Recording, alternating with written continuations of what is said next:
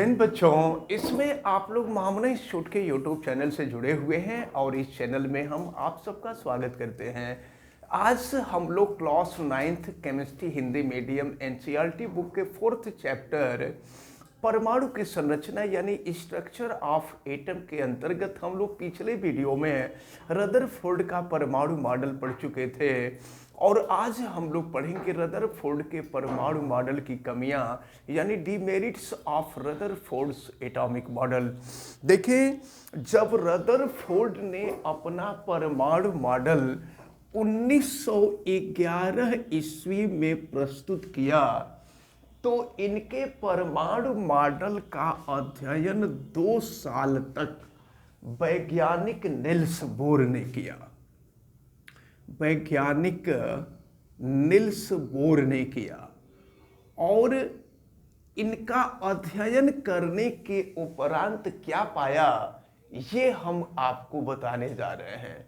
देखिए, रदरफोर्ड के परमाणु मॉडल के अनुसार केंद्र में नाभिक होता है और नाभिक पर धन आवेश होता है और फिर इसके बाद चारों तरफ कक्षाएं होती हैं और इन्हीं कक्षाओं में इलेक्ट्रॉन चक्कर काटते हैं। तो इनसे पूछा गया कि जब इलेक्ट्रॉन नाभिक के चारों तरफ कक्षाओं में चक्कर काटेंगे, हम आपको रदरफोर्ड के परमाणु मॉडल की पहली कमी बताने जा रहे हैं। 2 कमियां थीं जिसमें से पहली कमी हम आपको बताने जा रहे हैं। जब रदरफोर्ड से पूछा गया कि इलेक्ट्रॉन नाभिक के चारों तरफ जब चक्कर काटते हैं तो जब इलेक्ट्रॉन चक्कर काटेगा, जैसे आप वर्क करते हैं तो वर्क करने के उपरांत लगातार थकते हैं और थकते थकते जब बहुत ज़्यादा थक जाते हैं तो अंत में सो जाते हैं, आराम करने लगते हैं।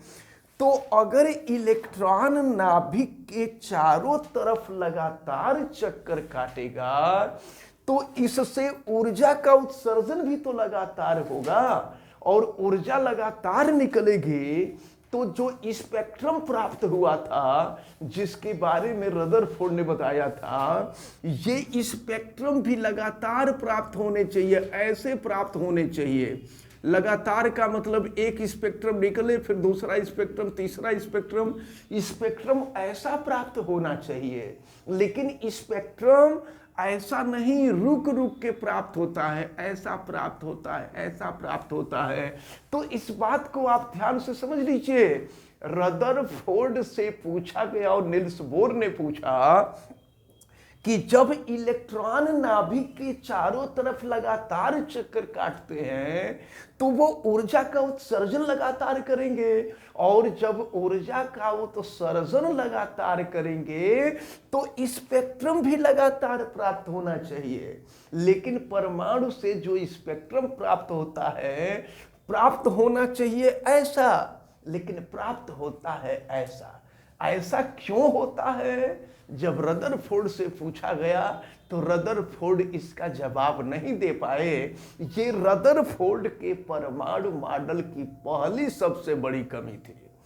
इसके बाद रदरफोर्ड के परमाणु मॉडल की दूसरी कमी ये थी कि जब इलेक्ट्रॉन नाभिक के चारों तरफ लगातार चक्कर काटेगा तो जाहिर सी बात है ऊर्जा का ह्रास लगातार होगा।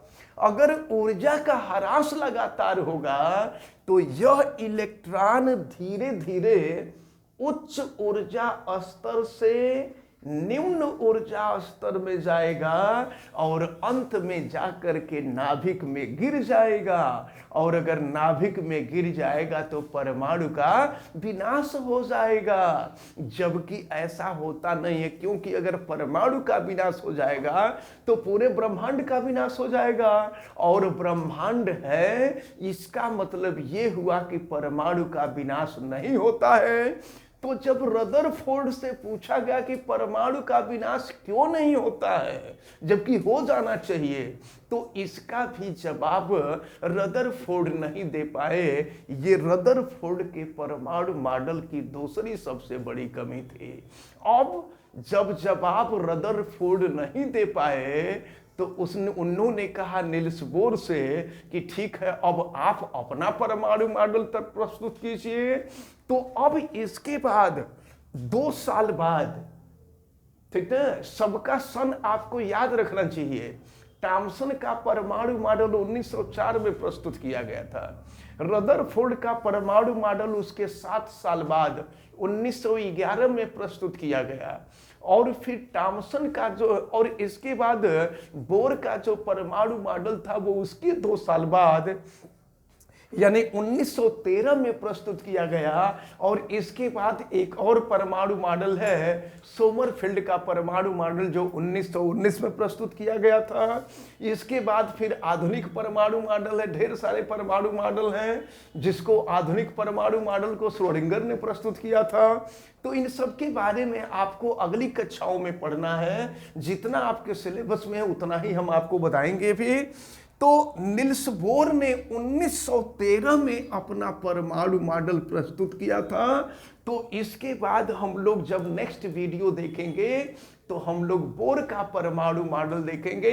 फिलहाल आज के वीडियो में आपने 2 कमियां देखा और ये दोनों कमियां इंपॉर्टेंट हैं। पूछा जाता है आपसे कि रदरफोर्ड के परमाणु मॉडल की कमियों को लिखें, तो याद रखे रहिएगा थॉमसन के परमाणु मॉडल में केवल 1 कमी थी, रदरफोर्ड के परमाणु मॉडल में 2 कमियां हैं, और आगे जब बोर का परमाणु मॉडल पढ़ेंगे तो उनमें 3 कमियां हैं। उन तीनों कमियों को भी आगे बताएंगे। और फिर सोमरफेल्ड का परमाणु मॉडल तो अभी आपके सिलेबस में है नहीं। तो इस प्रकार हमें उम्मीद है कि ये जो दोनों कमियां हैं ये आपको बहुत अच्छी तरह से समझ में आई होंगी। आप वीडियो को लाइक जरूर कीजिएगा, और अगर आप चैनल पे नए हैं तो चैनल को सब्सक्राइब भी कर लीजिए, बेल आइकन को भी प्रेस करें। और किसी प्रकार की कोई दिक्कत समझ में आती है तो आप हमें कमेंट करके जरूर बतावें, और वीडियो को मैक्सिमम स्टूडेंट तक शेयर करें। आप सभी लोगों का बहुत बहुत धन्यवाद। जय हिंद।